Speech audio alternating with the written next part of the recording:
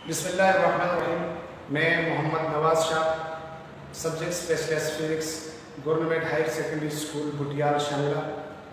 आज एक इंतहाई इम्पॉर्टेंट वीडियो क्लिप रिकॉर्ड करने जा रहे हैं हम।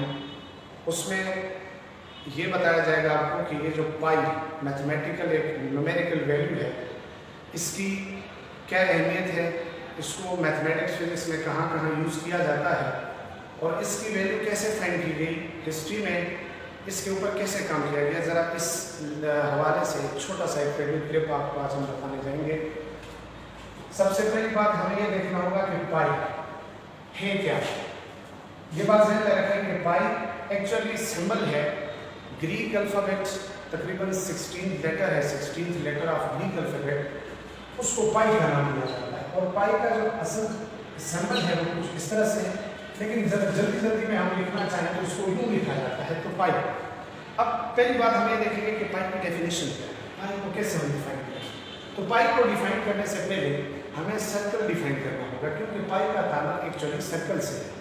सर्कल को हम इस तरह से डिफाइन करेंगे कि किसी भी एक फिक्स पॉइंट से इक्वल डिस्टेंस पे मौजूद तमाम पॉइंट्स का सबसेट का नाम सर्कल है। ये सर्कल की बेसिक डेफिनेशन है कि सर्कल किसी भी फिक्स पॉइंट से मौजूद तमाम पॉइंट्स जो इक्वल डिस्टेंस पे हों उनका सबसेट का नाम सर्कल है। ये सर्कल का सेंटर से लेकर उसी सर्कल के किसी एक पॉइंट को टच करवाएं, ये जो लेंथ कहलाएगी ये उसी सर्कल का रेडियस, और इसी रेडियस का जब हम डबल करेंगे यानी यहाँ से लेकर यहाँ तक, ये आपके पास क्या कहलाएगा, डायमीटर। और ये जो सर्कल की बाउंड्री है, इस बाउंड्री का नाम होगा सर्कमफ्रेंस ऑफ द सर्कल। पाई इन दो चीजों के दरमियान एक रिलेशन है।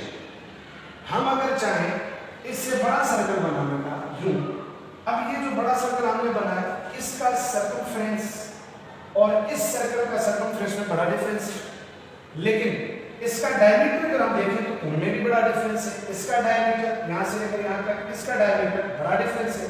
लेकिन एक बात कि इन दोनों के दरमियान जो रेशियो है, यानी इसी सर्कल के सर्कमफ्रेंस को जब हम इसी डायमीटर पे डिवाइड करें और तो जो आंसर आएगा वही आंसर इसी सर्कल के सर्कमफ्रेंस को इसी सर्कल के डायमीटर पे डिवाइड करने से हमें मिलेगा।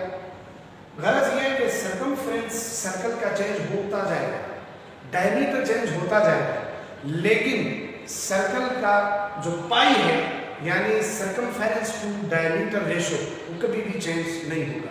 चाहे हम ये छोटा सा सर्कल कंसीडर करें या पूरी दुनिया, इस पूरे दुनिया के गिर्द एक चक्कर हम यूं काट के एक सर्कल बना लें, उस सर्कल का भी सर्कमफेरेंस और उसी सर्कल का डायमीटर डिवाइड करें, उससे भी वही वैल्यू आएगी जो वैल्यू इस सर्कल को इस सर्कल के डायमीटर पे डिवाइड करने से मिलेगी। गरज ये है कि circumference is directly proportional to diameter of the circle. जितना डायमीटर इंक्रीज होगा उतना सर्कमफ्रेंस इंक्रीज। लेकिन हम अगर इस प्रोपोर्शनलिटी को इक्वलिटी में कन्वर्ट करना चाहें तो मैथमेटिक्स का उसूल है कि बीच में कोई ना कोई कांस्टेंट इंट्रोड्यूस होगा, वो कांस्टेंट यहाँ पे जो इंट्रोड्यूस होगा उसका नाम है पाई। तो पाई को हम कहेंगे कि is the ratio between circumference of a circle to the diameter of that circle. अच्छा, इस पाई को जरा एक और अंदाज में जल्दी एक्सप्लेन करना चाहूंगा कि अगर कोई बंदा आपसे कहे कि आर और मिनट में रिलेशन क्या है, तो हम कहते हैं 1 hour is equal to 60 minute. अब हमें ये हमसे ये पूछेगा 2 आवर कितना मिनट होगा, तो आप यकीनन फॉर्म मल्टीप्लाई करेंगे, आप कहेंगे कि 2 आवर जो होगा वो इस 60 से मल्टीप्लाई करें 120 मिनट। फिर अगर मैं ये कहूँ कि 3 आवर कितना होगा, तो आप यही कहेंगे कि ये 60 मल्टीप्लाई बाय 3 तो आपके पास आएगा 180 मिनट्स आएंगे। तो मिनट और आवर में एक रिलेशन है और उस रिलेशन की कांस्टेंट वैल्यू जो है वो 60 है। इसी तरह से सर्कमफ्रेंस और डायमीटर के बीच एक कांस्टेंट वैल्यू है जिसका नाम है पाई। सर्कमफ्रेंस से डायमीटर, डायमीटर से सर्कमफ्रेंस बनाना हो तो हमें इसी तरह से, यानी एक सर्कल हो उसका डायमीटर हमें गिवन हो तो डायरेक्ट हम उस सर्कल के डायमीटर को पाई से मल्टीप्लाई करेंगे तो हमें उस सर्कल का क्या मिलेगा, सर्कमफ्रेंस मिलेगा। मुझे उम्मीद है कि आपको पाई की डेफिनेशन समझ आएगा। अब ये देखना है कि पाई की वैल्यू क्या है, ये जो कांस्टेंट है इसकी वैल्यू कितनी है। तो याद रखना आर्किमिडीज जो कब्र अज़ मसीह एक साइंटिस्ट गुजरे हैं, तकरीबन 2000 साल पहले की बात है, उन्होंने पहली दफा पाई की हमें वैल्यू बताई है। और याद रखना उसने जो वैल्यू बताई पाई की वो है हमारे पास 3.14। तो पाई की वैल्यू जो अर्चिमिदेस के मुताबिक है वो 3.14 है, नियरली, नॉट एक्यूरेटली। और इसको हम यूं भी कह सकते हैं nearly 27 divided by 22 divided by 7। अब 22 divided by 7 3.14 not actual value of the pi but they are the approximate values of pi. कुछ लोग कंफ्यूज होते हैं, उनसे पूछा जाए कि पाई रेशनल है या इरेशनल, कहते हैं इरेशनल है, जबकि पाई की वैल्यू 22/7 के बारे में पूछे तो ये रेशनल है, तो यहाँ कंफ्यूजन होती है। याद रखना 22/7 पाई की एक्चुअल वैल्यू नहीं है, ये अप्रॉक्सीमेट वैल्यू है जो हमें अर्चिमिदेस ने कैलकुलेट करके दी थी। तो अब इसकी एक्चुअल वैल्यू क्या है? इस एक्चुअल वैल्यू को फाइंड आउट करने में पूरी दुनिया लगी हुई है, साइंटिस्ट आज भी काम कर रहे हैं। इस आप कह सकते हैं कि दुनिया इतनी आगे गई है, इस एडवांस दौर में भी, कंप्यूटराइज्ड दौर में भी पाई की एक्चुअल वैल्यू आज तक डिटरमाइन नहीं हो सकी। और पाई की जो वैल्यू है 3.14, इसके बाद लोगों ने बहुत ज्यादा डिजिट तक फाइंड आउट किए हैं और अब भी जारी है और इसको मेमोराइज भी करते रहे। वर्ल्ड रिकॉर्ड होल्डर एक चाइनीज है जिसने लगभग सैकड़ों में बल्कि 1000 में पॉइंट के बाद डिजिट तक इसकी वैल्यू मेमोराइज की हुई है। इसी तरह 2010 में भी 2020 या 19 में एक और साइंटिस्ट, उससे पहले इंडियन एक साइंटिस्ट है, तो इसको याद करने पर बड़ी इंटरेस्टिंग चीज है और इसके ऊपर बड़े साइंटिस्ट लगे हुए हैं कि इसकी एक्चुअल वैल्यू, लेकिन इसकी एक्चुअल वैल्यू आज तक डिटरमाइन नहीं हो सकी। लेकिन ये बात भी ध्यान में रखें कि इस पॉइंट को आप बहाना बना के कहेंगे तो इसकी तो वैल्यू आज तक नहीं, तो इसका यूज बहुत ज्यादा है।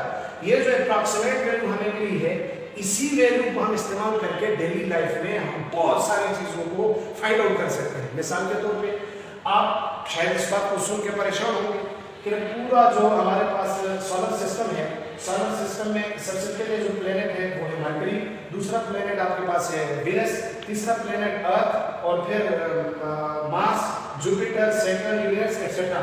ये आपके पास ऑर्बिटल मोशन में मौजूद है। अब कोई आपसे ये पूछे क्या आज तक इस मरकरी की, वीनस की, अर्थ की ऑर्बिटल जो मोशन है इसमें इसका जो महवर है या इसका जो ऑर्बिट है, मदार है, इसको कैलकुलेट किया जा सकता है कि ये कितना डिस्टेंस पे है? जी हाँ, बिल्कुल किया जा सकता है। ये जो फार्मूला मैंने आपको बताया यही पाई ही का रिलेशन है। देखिए जरा, c is equal to d by pi. d की जगह हम लिख सकते हैं d double of the radius है, तो c is equal to 2 r is equal to pi. इसको जरा रीअरेंज करें तो c is equal to 2 pi r। ये एक रिलेशन हमने लिया। इस रिलेशन में हम सर्कमफ्रेंस मालूम कर सकते हैं अगर हमें r का पता हो, या r का पता हो तो सर्कमफ्रेंस का पता हो r। हमें सन से लेकर अर्थ तक का डिस्टेंस मालूम है, वो और मैथमेटिकल टूल्स हैं जिनकी बुनियाद पे हम के लाइट कितने टाइम में सन तक पहुंचती है, उस टूल के तहत हम पहला काम ये कर सकते हैं कि r फाइंड आउट करें। जब हमें सूरज से जमीन तक का डिस्टेंस मिल जाए तो फिर हम इस फार्मूले में 2 मल्टीप्लाई बाय पाई। अब पाई देखो, जब तक पाई का ना पता होगा डिस्टेंस कैलकुलेट नहीं हो सकता। पाई की जगह हम अप्रॉक्सीमेट वैल्यू यूज करें 3.14 और मल्टीप्लाई बाय r, तो जो भी आपके पास अर्थ का रेडियस है उससे आपको सर्कमफ्रेंस आपका क्या मिलेगा?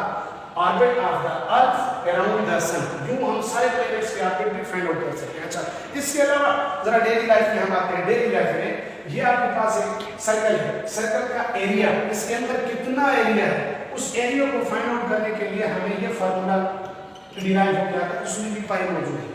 इसी तरह इस सर्कल का सर्कमफ्रेंस ये आपके सामने फार्मूला है। अगर हम सब इसको कंसीडर करें एक स्फीयर, तो स्फीयर के अंदर कितना वॉल्यूम ऑक्युपाई होता है, उसके लिए v is equal to 4/3 pi r cube, उसमें भी पाई है।